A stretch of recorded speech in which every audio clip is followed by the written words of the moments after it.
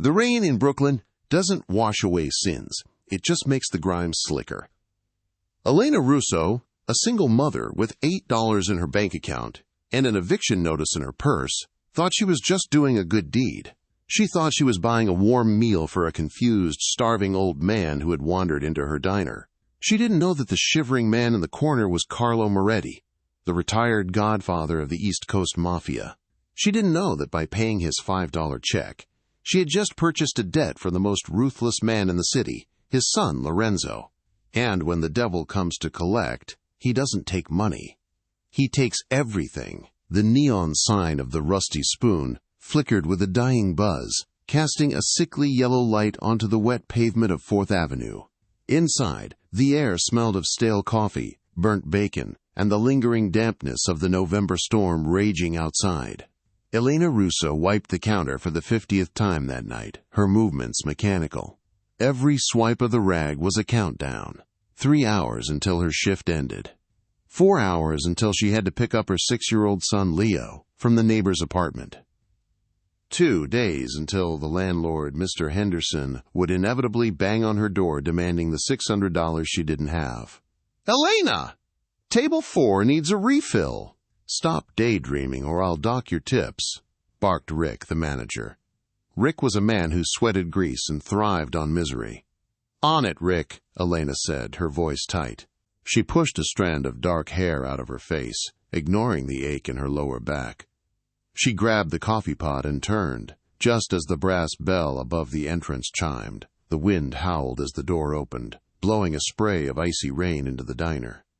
Standing in the threshold was a figure that made the few patrons look up from their pie. He was old, perhaps in his late 70s, soaking wet. He wore a trench coat that might have once been expensive but was now torn at the hem and stained with mud. His white hair was plastered to his skull, and he was shivering so violently that his teeth chattered audibly. But it was his eyes that caught Elena's attention. They were a piercing, icy blue, clouded with confusion, yet holding a strange, dormant authority. He shuffled in, looking around as if he didn't know where he was. "Hey, you!" Rick shouted from the kitchen pass-through. "No loitering! Buy something or get out! This isn't a shelter!" The old man flinched, looking down at his trembling hands. I just need a moment," he rasped. His voice was sandpaper rough. Elena felt a familiar pang in her chest. It was the same look her father used to have in the months before the dementia took him completely. Without thinking, she slammed the coffee pot down on the counter and marched over to the door. "Leave him alone, Rick," she snapped over her shoulder. She gently took the old man's arm. His skin was ice cold. "Sir, come sit down, please." She guided him to the booth furthest from the window, away from the draft. He sank into the cracked red vinyl as if his strings had been cut. I don't have my wallet," the man stammered, patting his wet coat pockets frantically. "I had it. I swear. I was walking the dog. No, not the dog. I was going to the meeting." He trailed off, looking terrified. "Who am I meeting?" "It's okay," Elena said softly. She poured him a mug of steaming coffee. "On the house. What's your name?" The man stared at the steam rising from the cup. "Anthony, I think. Yes, Anthony." "Okay, Anthony, I'm Elena." She glanced at the menu. "You look like you haven't eaten in days. I'm getting you a burger and fries. Don't argue." "I can't pay you," he whispered, shame coloring his pale cheeks. "I didn't ask you to," Elena said. She went to the kitchen and put the order in. When Rick saw the ticket, he sneered. "I'm taking that out of your paycheck, Russo. Full price, $12. $12 was an hour and a half of work. It was a carton of milk and a box of cereal for Leo. But when Elena looked back at Anthony, watching him wrap his shaking hands around the warm mug, she nodded. "Fine, take it." For the next hour, Elena hovered near his table between customers. He ate with a desperate hunger, but with manners that seemed out of place for a vagrant. He used a napkin to dab his mouth precisely. He cut his burger into quarters before eating. As the diner began to close, the storm outside intensified. Thunder rattled the plate glass windows. "We're closing," Rick announced, untying his apron. "Kick the bum out, Elena." Elena looked outside. It was a deluge. Sending a confused old man out into that was a death sentence. She looked at the clock. It was 11 p.m. "Anthony," she said gently, "do you know where you live? Is there someone I can call?" He looked up, his eyes wide and hollow. I don't know. I live in the big house, with the gates, but I walked out. I just wanted to walk. And then the car came, and I ran. Why did I run?" He gripped his head. He was clearly suffering from a cognitive episode. If she called the police, he'd spend the night in a cell or a crowded shelter. And he looked frail enough to break. Elena made a decision that defied all logic but aligned perfectly with her heart. "Okay, my apartment is 2 blocks away. You can sleep on my couch tonight. In the morning, we'll go to the police station and find your family." The old man looked at her, tears welling in his eyes. "You would do that for a stranger?" "My dad used to get lost too," she said, her voice soft. "Come on." She helped him up. As she wrapped her scarf around his neck, she didn't notice the black SUV idling slowly past the diner window, sharks circling in the dark water. She didn't notice the man in the passenger seat snapping a photo of them as they exited the diner. Elena Russo walked the old man into the night, completely unaware she was walking hand in hand with the center of a chaotic manhunt that had paralyzed the city's underworld. The apartment was small, a cramped one-bedroom walk-up on the 4th floor with peeling paint and a radiator that clanked like a dying engine, but it was warm. Elena had given Anthony a set of oversized sweatpants that had belonged to her ex-boyfriend and a flannel shirt. He sat on her worn beige sofa, looking oddly domestic yet painfully out of place. "This is good tea," he said, holding the cup of chamomile. "Better than the stuff Marco makes. Marco burns the leaves." "Who is Marco?" Elena asked, sitting on the floor to pull off her wet sneakers. "Marco?" The old man's face darkened. A flash of lucidity, sharp and dangerous, crossed his features. "A snake! A snake in the garden!" Then, just as quickly, the fog returned. "Is the little boy yours?" He pointed to a framed photo of Leo on the TV stand. "Yes, that's Leo. He's sleeping next door." Elena sighed, rubbing her temples. "Look, Anthony, you take the couch. I have an extra blanket. Lock the door from the inside, if you get up." She went into her tiny bedroom, collapsing onto the mattress. Exhaustion pulled her under instantly. Across the city, in a penthouse overlooking the skyline, the atmosphere was suffocating. Lorenzo Moretti stood by the floor-to-ceiling window, staring at the rain. He was 32, built like a prizefighter, tailored like a prince, and currently radiating enough rage to burn the building down. He wore a charcoal suit, the jacket discarded on a leather chair. His sleeves were rolled up, revealing tattoos that vanished under the cuffs, ink that told stories of violence and loyalty. "Tell me you have him," Lorenzo said.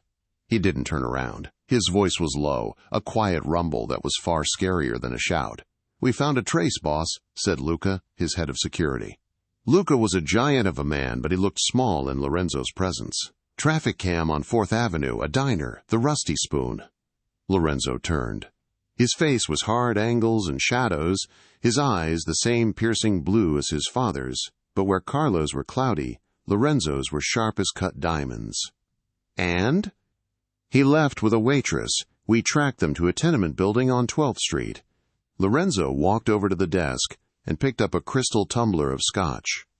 He shattered it against the wall. The amber liquid dripped down the expensive plaster. "A waitress?" Lorenzo hissed. "Or a handler? If Vanzetti has him, if they are using a woman to lure him." "We don't know yet, but Marco Vanzetti has been quiet all day. Too quiet." "My father has dementia, Luca. He wandered out of a secure compound because you let the gate guard sleep. If anyone touches a hair on his head." Lorenzo grabbed his shoulder holster from the table and strapped it on. "Get the cars. We're going to 12th Street. Bring the breaching team." "Boss, it's a residential block. If we go in heavy." "I don't care if we have to burn the whole block down," Lorenzo snarled, walking toward the elevator. "Nobody takes what's mine." Back in the apartment, Elena was jolted awake by a sound that stopped her heart. Boom! The front door to her apartment didn't just open, it exploded inward. Wood splinters flew through the air as the lockjam disintegrated under the force of a battering ram. Elena screamed, scrambling out of bed. "Leo!" she cried out, instinctively, before remembering he wasn't there. She grabbed a baseball bat she kept under the bed and rushed into the living room, adrenaline flooding her veins. The scene was chaos. 3 men in tactical gear with assault rifles were already in the room. Laser sights swept across the peeling wallpaper. In the center of them stood a man in a charcoal vest and dress shirt, holding a silver pistol with a silencer. He was terrifyingly handsome, like a statue carved from ice and anger. "Clear!" one of the soldiers shouted. The old man, Anthony, was cowering in the corner of the sofa, his hands over his head. "Don't shoot! Don't shoot!" he wailed. Elena didn't think. She didn't process the guns or the danger. She saw an old man being threatened. She swung the bat. She charged the man in the suit. "Lorenzo, get away from him." Lorenzo turned, his reflexes blurringly fast. He caught the baseball bat in one hand mid-swing, stopping it inches from his face. He didn't even flinch. He looked at Elena, his blue eyes locking onto hers. He saw fear, yes, but he also saw a ferocity that surprised him. A lioness protecting a cub that wasn't even hers.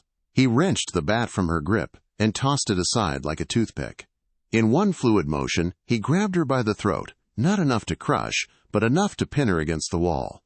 The cold muzzle of his pistol pressed against her temple. "Where is Vanzetti?" Lorenzo growled, his face inches from hers. He smelled of expensive cologne and gun smoke. "I don't know who that is," Elena choked out, clawing at his hand. "Please, he's sick. Don't hurt him." "Lorenzo!" The voice cut through the tension. It wasn't the wavering, confused voice of Anthony. It was the commanding bark of Don Carlo Moretti. Lorenzo froze. He looked past Elena to the sofa. The old man was standing up. He looked terrified, but he was standing tall. "Lorenzo, let her go." "Papa?" Lorenzo's grip on Elena loosened slightly, though he didn't drop the gun. "Did she hurt you? Did she demand ransom?" "Ransom?" Carlo blinked, the confusion bleeding back in. She gave me a burger, with pickles, and tea. She gave me tea." Lorenzo stared at his father, then back at the woman pinned against the wall. He looked at her cheap pajamas, the fear in her eyes, the poverty of the apartment. He looked at the untouched TV, the lack of weapons.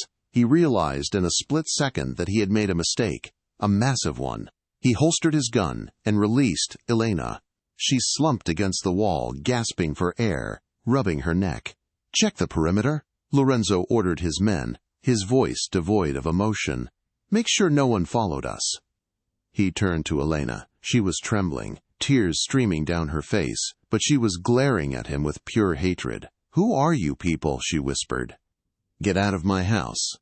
Lorenzo reached into his pocket. Elena flinched, expecting a weapon. Instead, he pulled out a money clip thick with $100 bills. He peeled off a stack, at least $5,000, and tossed it onto the coffee table.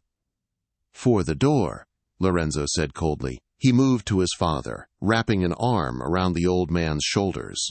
"Let's go, Papa. The car's downstairs." "No," Carlo said, digging his heels in. "She helped me, Enzo. She's a good girl. You scared her." "I'll buy her a new door. Let's go." "Wait," Elena said. She pushed herself off the wall. Her legs were shaking, but she stood her ground. "You can't just break into my home, assault me, throw money at me, and leave. Who do you think you are?" Lorenzo stopped. He turned slowly to face her. The air in the room grew heavy. He looked her up and down, assessing her for the first time not as a threat, but as a woman. She was beautiful in a disheveled, fiery way. "I am the man who could have killed you without blinking, Ms. "Russo," she spat. "Elena Russo." Lorenzo's eyes narrowed. "Russo, take the money, Elena. Buy a better lock, and forget you ever saw us. If you tell the police, if you tell a soul." He let the threat hang in the air. He guided his father out the shattered door. But before he disappeared into the hallway, Carlo looked back. "Thank you for the burger, Elena," the old man said. and the tea. Then they were gone, leaving Elena standing in the ruin of her apartment, $5,000 on the table and the cold wind blowing through the broken door. She didn't know it yet. But the money wasn't a payment. It was a down payment on a contract that would bind her life to theirs forever, because on the floor, where Carlo had been sitting, lay a small black notebook. It had fallen from his coat pocket, and inside that notebook were the names of every corrupt cop and traitor in the city, including the man trying to kill Lorenzo. Elena walked over and picked it up. Elena stared at the little black notebook for a long time. The cover was worn leather, soft from years of being handled. Outside, the rain had stopped, leaving a heavy, suffocating silence in the wake of the storm. Her apartment door was propped shut, with a dining chair wedged under the handle, a pathetic defense against the monster she had just met. Her hands trembled as she opened the book. She expected gibberish or maybe old man ramblings. What she found was a list. It was written in a shaky, old-fashioned cursive, columns of dates, amounts, and names. October 12th, Captain H. Miller, $15,000. October 15th, Judge T. Reynolds, $50,000. November 1st, Councilman J. Barrows, $20,000. Elena's stomach dropped. Captain Miller was the precinct chief of her district. He was the man who had given a speech at Leo's school about community safety just last week. She flipped the pages. It wasn't just payoffs. There were notes, locations of shipments, names of witnesses who had disappeared. It was a roadmap of the city's corruption, a ledger that proved the Moretti family owned the law. And she was holding it. She slammed the book shut and shoved it into her hoodie pocket. The $5,000 Lorenzo had thrown on the table seemed to burn a hole in the wood. It was hush money, but this book was a death warrant. She had to get rid of it, but she couldn't go to the police. Their names were in ink right there on page 4. Meanwhile, in the back seat of a bulletproof Maybach speeding toward Long Island, Lorenzo Moretti was trying to calm his father down. "I liked her, Enzo," Carlo mumbled, looking out the window. "She had kind eyes, not like the ones in the house. The ones in the house have dead eyes." "I know, Papa. Relax now. We're almost home," Lorenzo said, pinching the bridge of his nose. The adrenaline was fading, replaced by a cold fury at his security team. "My book," Carlo said suddenly, patting his coat. Lorenzo froze. "What book?" "The little black one, where I write the garden plans, and the other things. The numbers." The temperature in the car seemed to drop 10 degrees. Lorenzo looked at his father. Carlo Moretti hadn't been coherent enough to run the business in 2 years, but he had never let go of the ledger. It was the family's insurance policy. It contained the blackmail material for half the state government. "Papa," Lorenzo said, his voice dangerously calm, "did you have the book when we were at the diner?" "Yes, I showed it to the nice girl. I told her, 'This is my garden.' She didn't understand." "And do you have it now?" Carlo checked his pockets again. He looked up, his face crumbling. "I dropped it. Enzo, I think I dropped it at her house." Lorenzo slammed his hand against the partition, separating them from the driver. "Turn around! Now!" "Boss?" Luca asked from the front seat. "We go back to the apartment. Now!" Lorenzo roared. "She has the ledger." "Boss, we can't," Luca said, his voice tight. "I just got a ping from the spotters." Vanzetti's crew picked up the police scanner chatter about the door being kicked in. "They know we were there. 2 carloads of Vanzetti's hitters are en route to 12th Street. If we go back now, it's a war zone." Lorenzo clenched his jaw so hard he felt a tooth crack. If Vanzetti got to Elena first, he wouldn't just kill her. He would torture her until she gave up the book. And with that book, Marco Vanzetti wouldn't just take over the territory. He would send Lorenzo and his father to prison for life before executing them in their cells. "Get an extraction team to the girl," Lorenzo ordered, pulling out his phone. "I don't care if you have to rappel from the roof. Get her and the boy out before Vanzetti turns that tenement into a slaughterhouse." Elena was packing a bag. Just the essentials. Leo's asthma inhaler, a change of clothes, the wad of cash Lorenzo gave her, and the book. She was going to go to her cousin's place in Jersey. She was just zipping up the backpack when her phone buzzed. It was an unknown number. "Hello?" "Listen to me very carefully," a deep, smooth voice said. It was the man from earlier, the son, Lorenzo. Elena almost dropped the phone. "How did you get this number?" "I have your employment records from the diner. I own the building the diner is in." "None of that matters." Lorenzo spoke rapidly, over the sound of tires screeching in the background. "You have something of mine. A black notebook." "I don't know what you're talking about," Elena lied, her heart hammering against her ribs. "Don't lie to me, Elena. You're a terrible liar. Listen, you are in danger, real danger. The men coming for you aren't like me. They won't offer you cash for your door." "You threatened to kill me," she shouted. "I threatened you. Vanzetti will peel the skin off your bones to get that book. Now, get out of the apartment. Do not use the front door. Go to the fire escape. My men are 3 minutes out." "I'm not going anywhere with your men." "Elena!" Lorenzo's voice cracked, losing its composure for the first time. "If you stay there, you die. And your son, I know he's at Mrs. Gable's apartment in 4B. If Vanzetti finds you, he finds him." The blood drained from Elena's face. "How do you know where Leo is?" "I know everything. Now move. The fire escape. Go to the roof. Do it now." The line went dead. Elena stood frozen for a second. Was it a trick? But then she heard it. The squeal of tires on the street below. Heavy car doors slamming. Not one or two, but many. She ran to the window and peered through the blinds. 2 black SUVs had pulled up onto the sidewalk, blocking the entrance. Men with ski masks were pouring out, carrying shotguns. They weren't moving with the tactical precision of Lorenzo's men. They were moving with the chaotic aggression of thugs. Lorenzo wasn't lying. Elena grabbed the backpack. She didn't go to the door. She ran to the kitchen window, threw it open, and climbed out onto the rusted fire escape. She had to get to Leo. But Mrs. Gable's apartment was on the same floor, just down the hall. If she went back in the hallway, she'd run right into them. She looked up. The roof. Lorenzo had said the roof. But she couldn't leave Leo. She made a split-second decision. She climbed up 1 flight to the 5th floor, pried open the window of the vacant unit she knew was under renovation, and ran through the empty apartment into the hallway. She sprinted down the stairs back to the 4th floor, coming out behind where the hitmen would be entering her apartment. She reached Mrs. Gable's door and pounded on it softly. "Mrs. Gable, it's Elena. Open up, please." The old woman opened the door, looking sleepy. "Elena, what's wrong?" Elena pushed past her, grabbing a sleeping Leo from the couch. He stirred, rubbing his eyes. "Mommy!" "Shh, baby, we're playing a game," Elena whispered, hoisting the 6-year-old onto her hip. "We have to be very quiet." She turned to Mrs. Gable. "Lock the door." "Don't open it for anyone. Not the police, no one." "Elena, you're scaring me." "I'm sorry." Elena ran back to the stairwell. She couldn't go down. She could hear heavy boots stomping up the 1st floor.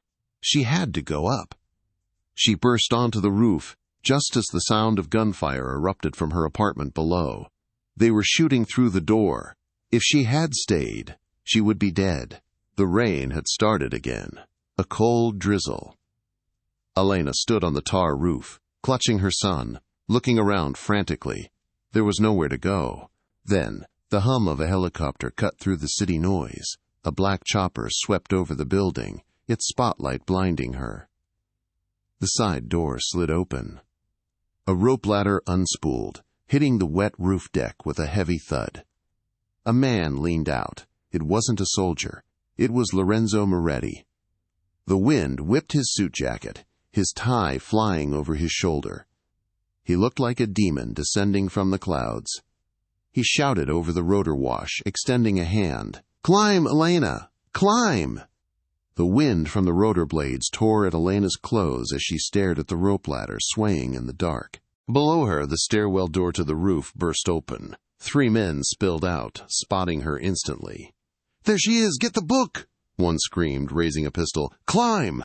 Lorenzo roared from the helicopter, unholstering his weapon and firing blindly at the men to suppress them.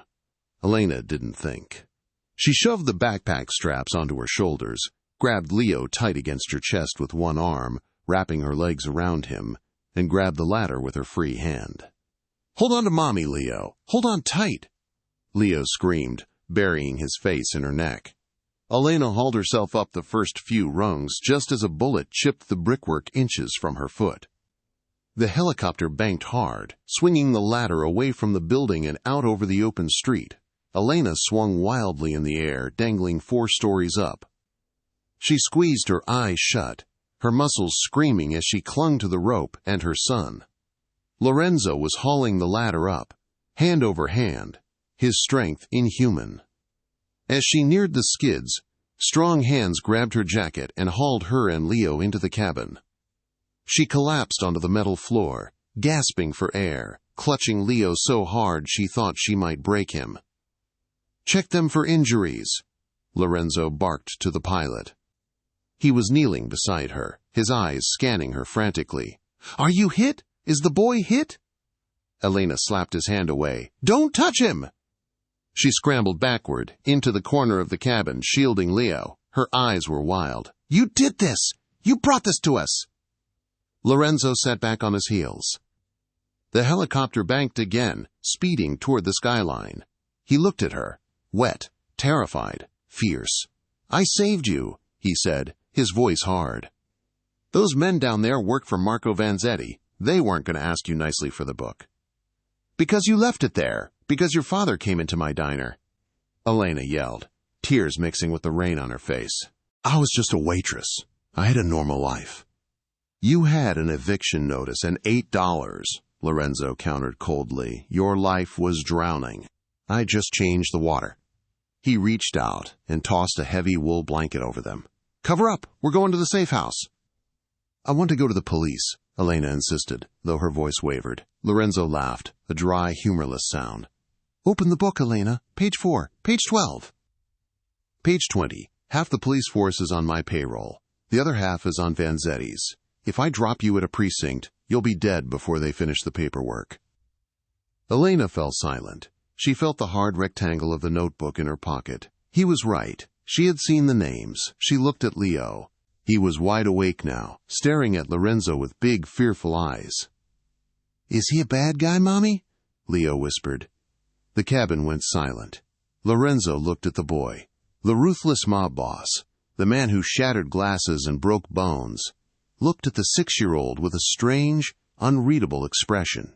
"Yes, Leo," Lorenzo answered before Elena could. "I am a very bad guy, but I'm the bad guy who is going to keep you alive." The safe house was a misnomer. It was a fortress. Located on a private cliffside estate in the Hamptons, the compound was surrounded by 12-foot walls, cameras, and armed guards patrolling with dogs. Elena and Leo were ushered into a sprawling mansion that looked like a museum. Marble floors, vaulted ceilings, art that cost more than Elena would earn in 10 lifetimes. "You'll stay in the East Wing," Lorenzo instructed as they entered the foyer. "It has everything you need. Clothes, food, toys for the boy. Do not leave the grounds. Do not use the phones. Do not go near the windows at night." "For how long?" Elena asked, looking around the gilded cage. "Until I kill Marco Vanzetti," Lorenzo said simply. "Or until he kills me, whichever comes first." He held out his hand. "The book, Elena." Elena hesitated. She knew that the moment she gave him the book, her leverage was gone. Right now, she was useful. Without the book, she was just a loose end. I don't have it," she lied. "I left it in the apartment, in the rush." Lorenzo stepped closer. He towered over her, his presence overwhelming. He reached out and gently touched the pocket of her soaking wet hoodie. He could feel the outline of the notebook. He looked into her eyes. He could have taken it. He could have restrained her and taken it. But something stopped him. Maybe it was the way she held her chin up, refusing to cower. Maybe it was the way she had swung that baseball bat at him earlier. "Keep it," Lorenzo said softly, dropping his hand. Elena blinked, surprised. "What?" "Keep it. If you think it keeps you safe, keep it. But know this, that book is the only reason Vanzetti wants you dead. As long as you have it, you have a target on your back." He turned to walk away, then stopped. "Dinner is at 8. My father wants to see you. He remembers the burger." The guest room was bigger than Elena's entire apartment. She showered the grime of the city off her skin, scrubbing until she was pink. She dressed Leo in warm, clean pajamas she found in a drawer and tucked him into a massive 4-poster bed. He fell asleep instantly, the trauma of the night exhausting his little body. Elena couldn't sleep. She paced the room. She was a prisoner in a palace, but a prisoner nonetheless. She needed to understand what she was dealing with. She sat in the window seat, hidden by heavy velvet curtains, and opened the black book again. She began to read in earnest this time. It wasn't just bribes. It was history. It detailed the truce between the Moretti and Vanzetti families from 10 years ago. It detailed a betrayed agreement. It seemed Carlo Moretti had been holding the peace together with money and secrets. Now that his mind was failing, Vanzetti smelled blood. There was a knock at the door. Elena jumped, hiding the book under a cushion. "Who is it?" "It's me, Lorenzo." "Go away." "I have food. You didn't come down for dinner." Elena hesitated, then unlocked the door. Lorenzo stood there holding a silver tray with 2 plates of pasta and a glass of milk for Leo. He had changed out of his suit into a black cashmere sweater and dark jeans. He looked younger, less like a weapon and more like a man. "May I?" Elena stepped aside. He set the tray on the table. "My father is asking for you," Lorenzo said, pouring himself a glass of water. "He's having a bad night. He thinks he's still at the diner. He keeps asking where the waitress is." "I'm not his nurse, Lorenzo. I'm his hostage." "You're his guest," Lorenzo corrected.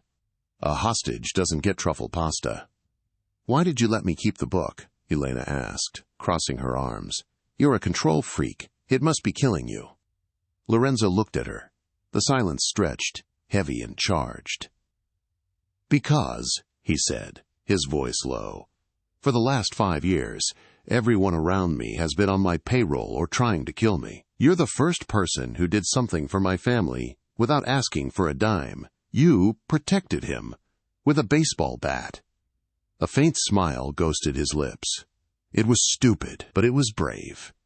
He took a step closer to her. The air between them crackled. "I need that book, Elena, to end this war, to save my father. But I want you to give it to me because you trust me, not because I took it." "I don't trust you," Elena whispered. "Good," Lorenzo said. "Trust gets you killed in my world, smart woman." Suddenly, the lights in the mansion flickered. Then they went out completely. The emergency alarms didn't sound. The silence was absolute. Lorenzo's demeanor changed instantly. The man vanished. The wolf returned. He drew a gun from the back of his waistband. "Get to the boy," he hissed. "Get in the closet. Lock it." "What's happening?" The power was cut. Hard line. Someone is inside the perimeter. Lorenzo moved to the door, cracking it open. "Vanzetti found us." The darkness in the mansion was absolute, a heavy blanket that smothered the opulent furniture and marble floors. Outside, the storm had masked the approach of the hit squad. Inside, the silence was deafening. Lorenzo moved Elena and Leo into the walk-in closet of the master bedroom. It was lined with cedar and filled with suits that cost more than Elena's annual salary. "Stay here," Lorenzo whispered, his lips inches from her ear. "Do not make a sound. If the door opens and it isn't me—" He pressed the cold steel of a spare pistol into her hand. "You pull the trigger until it clicks. Do you understand?" Elena's hands were shaking so hard she nearly dropped the gun. "I can't shoot someone, Lorenzo." "Yes, you can," he said, gripping her chin, forcing her to look at him in the sliver of moonlight cutting through the cracks. "You are a mother. You are the most dangerous thing on this planet. Protect the boy." He kissed her forehead, a brief, shocking contact that sent a jolt of electricity through her terror, and then he slipped out, closing the heavy door.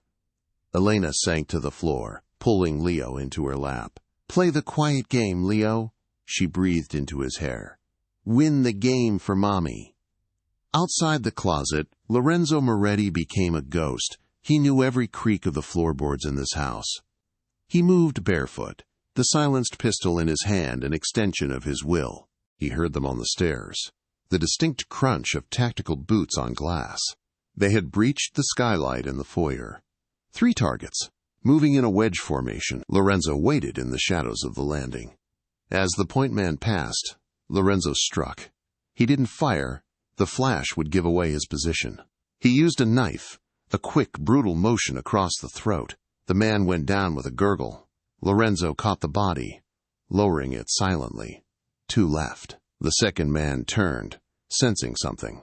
Lorenzo fired twice. Foot! Foot! The man dropped. The third man shouted, "Contact! 2nd floor!" and opened fire with an automatic rifle. Bullets shredded the drywall, sending plumes of plaster dust into the air. Lorenzo dove behind a marble pillar. The noise was deafening. The element of surprise was gone. "Luca!" Lorenzo shouted into his earpiece. "Status! Where's the backup?" Static. Just static. A cold realization washed over Lorenzo. The perimeter sensors hadn't been triggered. The dogs hadn't barked. The power had been cut from the inside breaker box. This wasn't just an attack. It was a purge. And it was coming from inside the family. Lorenzo returned fire, dropping the third attacker. He needed to get to his father. Carlo's room was down the east hall. He sprinted, ignoring the bullets whizzing past him from the floor below. He kicked open his father's door. "Papa!" The room was empty. The bed was made. Lorenzo's heart stopped. He checked the bathroom. Empty. He spun around, raising his gun, just as the hallway lights flickered back on. The emergency generator had finally kicked in, bathing the hallway in a harsh, industrial red light. Standing at the end of the hall was Luca, his head of security, the man he had trusted with his life since he was 18. Luca was holding a gun to Carlo Moretti's head. Carlo looked confused, clutching his teddy bear, a relic from his childhood that he often reverted to in his dementia. "Luca, why are you hurting my neck? Where are we going?" "Put the gun down, Lorenzo," Luca said. His voice was steady, apologetic even. "Vanzetti offered me $10 million. And a ticket to Dubai. You know the rules. It's just business." "You let them in," Lorenzo said, his voice a low growl. He didn't lower his weapon. "You sold my father for money?"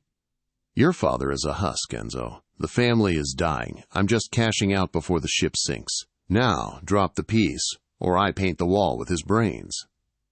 Lorenzo looked at his father. Carlo's eyes found Lorenzo's. For a fleeting second, the fog lifted. The old Don straightened up.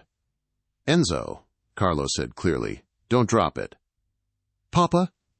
"I am the Don," Carlo barked, his voice echoing with the power of 30 years of rule. "Do not negotiate with traitors." Carlo stomped hard on Luca's foot and threw his head back, smashing his skull into Luca's nose. Luca screamed, his aim wavering. It was the opening Lorenzo needed. He fired. The bullet struck Luca in the shoulder, spinning him around. But Luca was wearing body armor. He didn't go down. He raised his gun, not at Lorenzo, but at Carlo. Boom. The shot echoed like a cannon blast. But it didn't come from Luca's gun, and it didn't come from Lorenzo's. Luca's chest exploded outward. He crumpled to the floor, dead before he hit the carpet. Lorenzo spun around. Standing at the other end of the hall, near the master bedroom, was Elena. She was holding the spare pistol with 2 hands, her stance wide, her face pale as a sheet. Smoke drifted from the barrel. She had left the closet.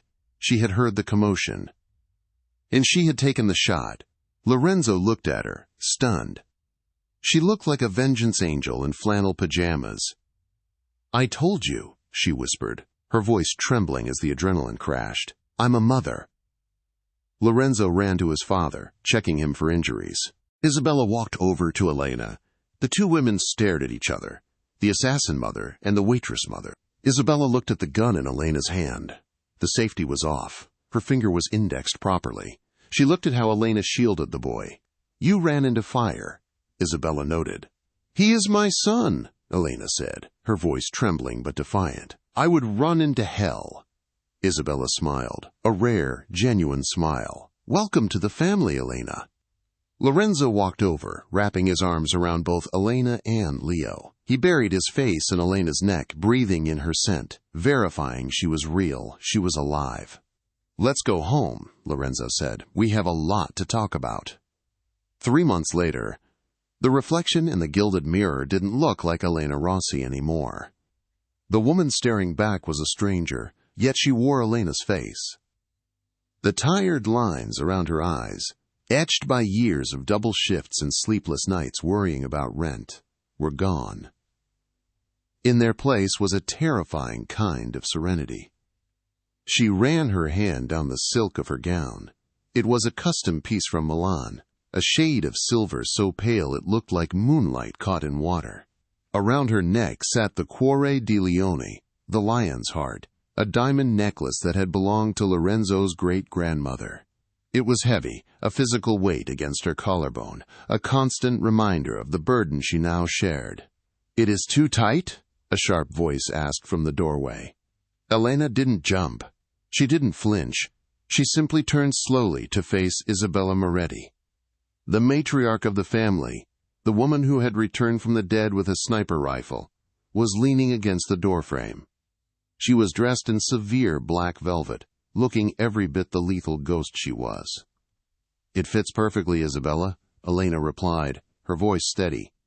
Isabella walked into the room, her movements silent as a cat. She circled Elena, her critical eyes scanning for a loose thread, a stray hair, a sign of weakness. She stopped in front of Elena and reached out, adjusting the diamond necklace by a fraction of an inch. "You are nervous," Isabella stated, not asking. "Your pulse is visible in your neck." "I'm about to walk into a room full of people who would have happily watched me die 3 months ago," Elena said. "I think I'm allowed a little elevated heart rate." Isabella smirked, a rare expression that made her look like Lorenzo. "Good. Fear keeps you sharp. Comfort is what gets you killed." Marco was comfortable. The Veneses were comfortable. She stepped back, looking Elena up and down with a gaze that was finally grudgingly respectful. "You are not the same woman who served soup in that diner, Elena. You walked into fire for your blood. That makes you Moretti. Tonight, do not smile too much. Let them wonder what you are thinking. Let them fear the mystery." "I'm not you, Isabella," Elena said softly. "I won't rule with fear alone." "No," Isabella agreed. "You have something I never had. You have a heart that hasn't turned to stone yet. Lorenzo needs that. Just keep a knife in your garter belt, just in case." Elena smiled. "Way ahead of you." She tapped her thigh, where a small ceramic blade was concealed beneath the silk. Downstairs, the grand ballroom of the Moretti estate, was a sea of tuxedos, jewels, and power. This wasn't just a party, it was a coronation. The remaining heads of the 5 families were there. The politicians who took Moretti money were there. The police commissioners who looked the other way were there. They were all waiting to see the victors. Lorenzo Moretti stood at the base of the grand staircase, a glass of scotch in his hand. He looked devastating in a tuxedo, but his eyes were constantly scanning the room. Old habits die hard. Next to him stood Carlo, looking healthier than he had in years. The homeless act was long retired. He was currently holding court with a senator, laughing loudly.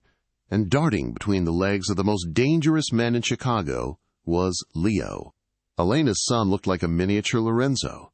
He wore a tiny, custom-fitted tuxedo.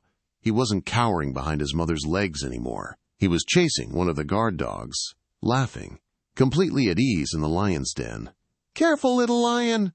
Carlos shouted affectionately. "Don't spill the senator's drink, or you owe him a dry-cleaning bill." Leo ran up to Lorenzo, tugging on his jacket. "Enzo! Enzo! Grandpa said I can have a pony if I learn to speak Italian by Christmas." Lorenzo chuckled, crouching down to Leo's eye level. He fixed the boy's bow tie. "If Grandpa said that, then you better start studying Bambino. But no ponies inside the house." The warmth in Lorenzo's eyes when he looked at Leo made Elena's chest ache from the top of the stairs. This man, who could snap a neck with his bare hands, had spent the last 3 months reading bedtime stories and attending parent-teacher conferences. The music swelled. The chatter died down. Lorenzo stood up and looked toward the top of the stairs. His eyes locked onto Elena. The breath left his lungs visibly. She began to descend. Every step was deliberate. She remembered Isabella's advice. Don't smile too much. She kept her expression cool, regal. She looked out at the crowd, meeting the eyes of the men who had once dismissed her as a waitress. They weren't dismissing her now. They were staring at her with awe and terror.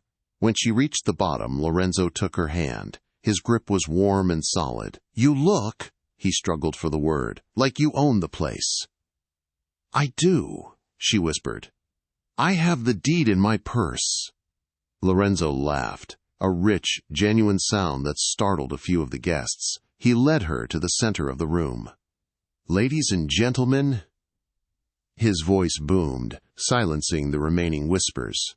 "Tonight is a celebration of peace," Lorenzo announced, his gaze sweeping the room, daring anyone to challenge him. "The Venezia family has been dissolved. Their territories have been absorbed. The streets are quiet."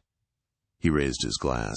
"But tonight is also about gratitude. They say a man is only as strong as the people beside him. I am a very strong man, because I have the strongest family in the world." He looked at Carlo, then at Isabella, who was watching from the shadows of the mezzanine, and finally his gaze rested on Elena. "To the future," Lorenzo toasted. "To the future," the room roared back. As the orchestra began a waltz, Lorenzo pulled Elena close. They moved together effortlessly, a single entity spinning through the light. "You did it," Elena murmured against his chest. "You won."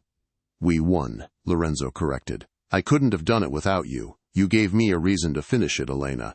Before you, I was just maintaining the empire. Now I'm building a legacy." He spun her toward the balcony doors. "Come with me. I need air." They stepped out into the cool autumn night. The Chicago skyline glittered in the distance, beautiful and distant. The chaos of the city felt a world away from the sanctuary of the estate. Lorenzo leaned against the stone railing, looking at her. "I have something for you." "I thought I had the diamonds covered," she joked, touching her necklace. "Not jewelry." Lorenzo reached into his jacket pocket. He pulled out a folded piece of paper and a velvet box. "First, the paper," he said. Elena unfolded it. It was a legal document, an adoption decree. Leo Rossi was formally changing to Leo Moretti. Tears pricked Elena's eyes. "Lorenzo. He's my son, Elena, in every way that matters. I want the world to know it. I want him to have the name, the protection, the inheritance, everything." Elena couldn't speak. She just nodded, wiping a tear that escaped. In the glare of headlights, Marco Vanzetti was shaking hands with a man Elena recognized from the news, Councilman Barrows. "It's not drugs," Lorenzo whispered, sliding out of the truck bed into the shadows. "Barrows is the architect. Vanzetti is selling military prototypes. If this deal goes through, he becomes untouchable." Lorenzo moved to a vantage point. He was outgunned 10-1, but he had the element of surprise. He detonated a remote charge on a fuel canister 50 yards away. Boom. Fireball. Chaos.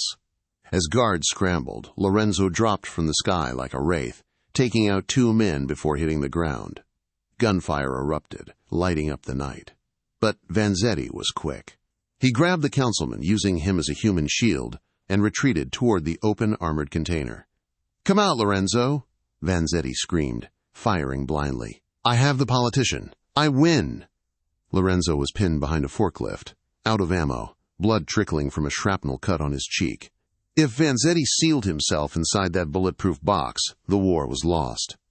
But he had forgotten the waitress. Elena didn't drive away as ordered. She floored the accelerator. The landscaping truck roared, tires spinning on the wet pavement. Elena aimed straight for the container. Vanzetti turned, eyes widening in terror, but it was too late. Crunch.